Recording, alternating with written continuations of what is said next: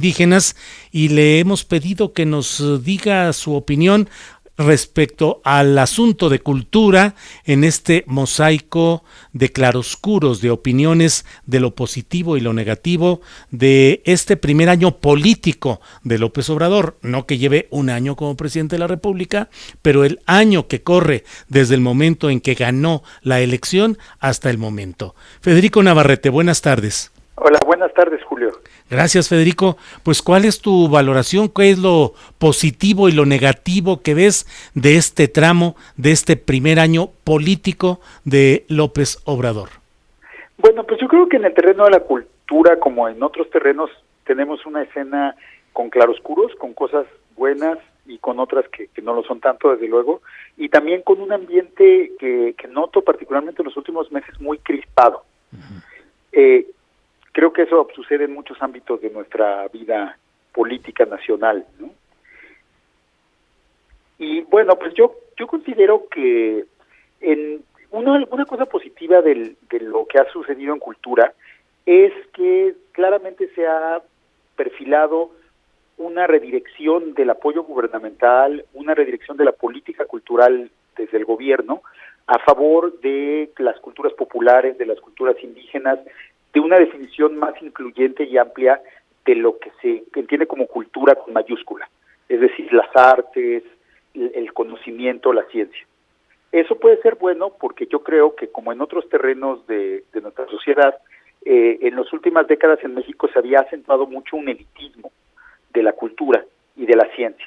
En particular, por ejemplo, los estímulos gubernamentales, que tienen mucho de positivo, desde luego, se habían repartido de maneras clientelares, se habían, si no monopolizado, al menos sí, pues dirigido privilegiadamente a ciertos grupos, a ciertas élites, y también la producción cultural, pues se hacía pensando en esas élites, en públicos muy reducidos, en un país en que, por otro lado, pues hay millones de personas que no tienen acceso a los libros, que no tienen acceso a los bienes culturales, al teatro, al cine, a la danza, a la música. Entonces creo que en ese sentido señalar ese elitismo es necesario y buscar hacer una cultura más amplia, más incluyente también lo es. Ahora, sin embargo, creo que, como ha pasado en otros terrenos también, los defensores de la Cuarta Transformación, algunos pues miembros del régimen, han sido un poco excesivos en su retórica. Por ejemplo, cuando la senadora Jesús Rodríguez habló de que los artistas tenían unas becas de mucho dinero y que no deberían, porque debían decir del mercado, pues creo que exageró en muchos terrenos, ¿no? Para empezar, las becas no son tan cuantiosas y desde luego no se comparan con el dinero que robaron el sexenio pasado, ni con el dinero que se pagó por publicidad a los medios, a la televisión, a los periódicos, ¿no? Son cantidades mucho más pequeñas. Y por otro lado, en todos los países del mundo, la cultura necesita del subsidio del gobierno. La cultura no puede depender solo del mercado. Para producir cosas críticas, para que se oigan voces disidentes, para que haya pluralidad, el gobierno debe financiar, debe apoyar las diferentes manifestaciones culturales. Entonces creo que no hay que exagerar de convertir la lucha contra el elitismo en una lucha contra cualquier fomento estatal de la cultura. O sea, creo que se necesita un fomento estatal de la cultura que se reparta de manera menos elitista, menos sectaria, tal vez, ¿no?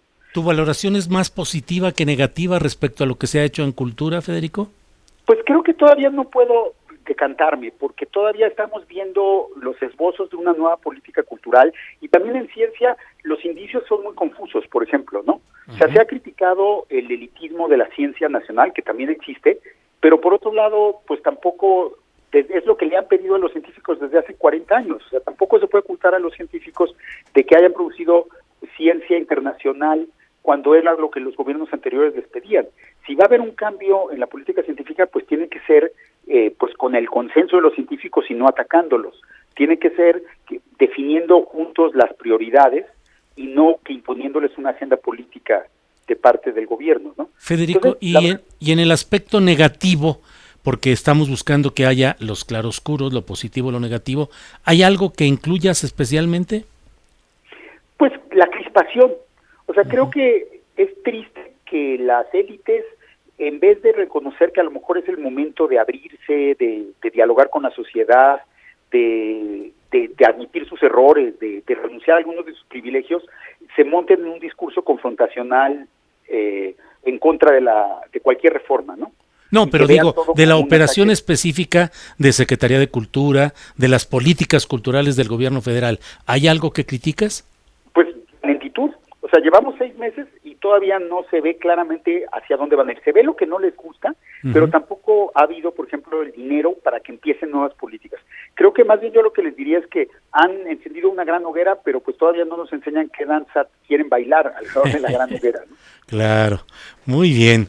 Bueno, pues Federico Navarrete, muchas gracias por esta participación en estos pequeños análisis que hemos planteado para que desde diferentes puntos de vista de especialistas podamos ir viendo lo positivo, lo negativo de esta etapa de Andrés Manuel López Obrador. Federico, muchas gracias.